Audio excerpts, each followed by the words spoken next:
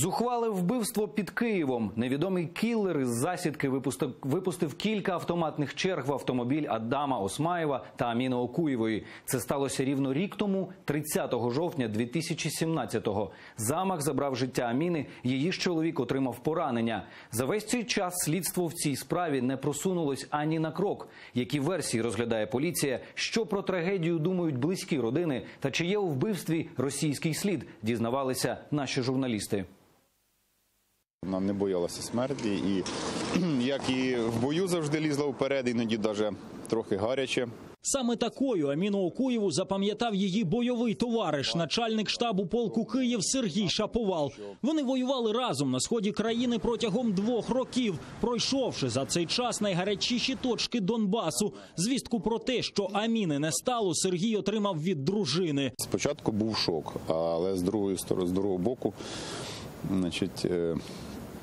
щось подібне потрібно було очікувати, тому що вона завжди задумом ходила по лезу бритви, так сказати. Вона просто казала, коли прийде цей час, то я просто до цього готова. Про те, що життю Аміни постійно загрожувала небезпека, знала і її мати Ірина Нікіфорова. Звісно, вона знала, що смерть йде за її по пятам.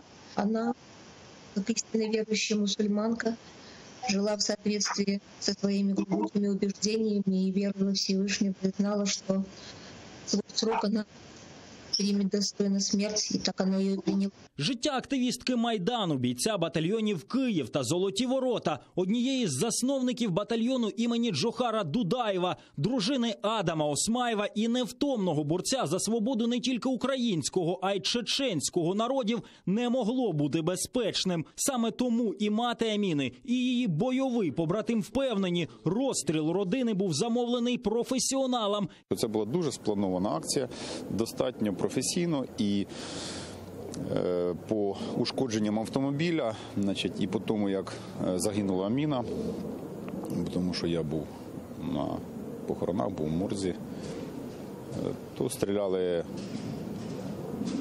як наверняка.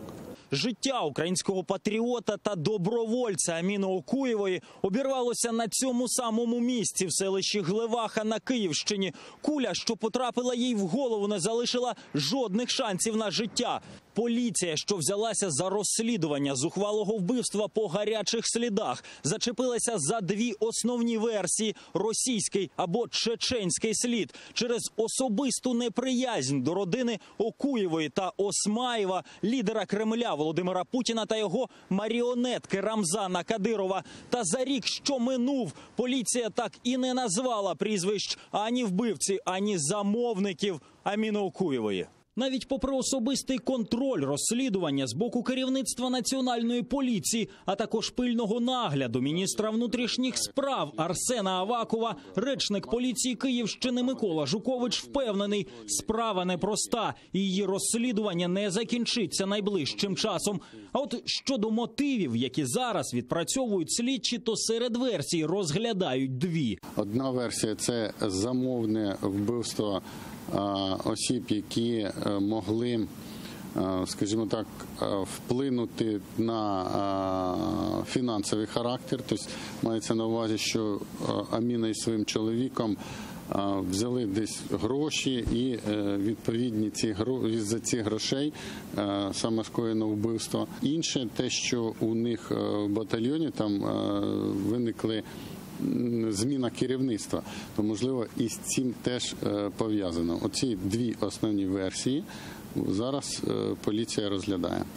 Тобто про російський слід зараз не йдеться? Поки що ні, ми його не виключаємо, він є, він існує, але поки що ми працюємо над цими основними версіями. Через те, що розслідування досі триває, в поліції нам не розповіли про потенційних підозрюваних та зв'язок між першим замахом на родину 1,5 роки тому та минулорічною трагедією. Однак додали, знайдена на місці розстрілу зброя вже пройшла експертизу. І зараз експертиза чітко нам дає висновки, що саме з цієї зброї і були вчинені вбивства і розстріл автомобіля. Сама зброя є автоматичною іноземного виробництва. Не уточнюється, Росія Ні, не Росія. На підписці про нерозголошення знаходиться і адвокат Аміни Марина Мацегора. Та на її переконання, навіть попри заключення експертизи по знайденій зброї, і у першого, і у другого замаху на родину один слід – російський. Я думаю, что это все звенья одной цепи. Есть определенные подозреваемые, но именно конкретно как процессуальное действие подозра еще никому не предъявлено. Нам вдалося поспілкуватися із чоловіком Аміни Адамом Осмаєвим. Він впевнений, версії, які зараз розглядає слідство, хибні. Следствие вынуждено любые версии прислушиваться, и если кто-то что-то сказал, в любой бред, даже полный, то они вынуждены это всерьез рассматривать. Для нього від самого початку було очевидно, хто замовив вбивство. Я, если честно, особенно и не рассчитываю на то, что в Украине смогут найти, потому что, я считаю, что это все с России идет, и заказчики, и исполнители, поэтому мы и так свое уже ведем расследование в этом деле. Да, и будем надеяться, что всех найдем, и они будут привлечены к ответственности. Те, що після розстрілу авто сам Адам Осмаєв залишився живим, всі називають випадковістю. Адже, судячи з почерку кілера, замовлення було на всю родину. Якби конкретно хотіли стріляти по Аміні, я думаю, то стріляв би снайпер. А якщо стріляли з автоматичної зброї, звичайно, розстрілювали весь автомобіль. Але ж так трапилося, бачите, що Адам був тільки поранений вкотре. Аміна вкотре спасла Адаму життя. Та боротьба за свободу українського народу, за яку Аміна поклала власне життя, не єдине, чим вона жила. Ось це кадри її власного просвітницько-журналістського проєкту на телеканалі АТР. Незадовго до смерті Аміна Окуєва записала першу і останню програму великого циклу передач «Герої Кавказу», в якому розповідала про історію та боротьбу за незалежність від радянської, а згодом і російської окупаційної машини чеченського народу, шлях якого дуже схожий з українським. Вона вірила, що рано чи пізно і українці, і чеченці скинуть зі своїх плечей важкий тягар окупації, а Путін та Росія назавжди увійдуть в підручники історії як агресор та окупант. Валерій Бакус, Ислам Пінкаєв, Заман, АТР.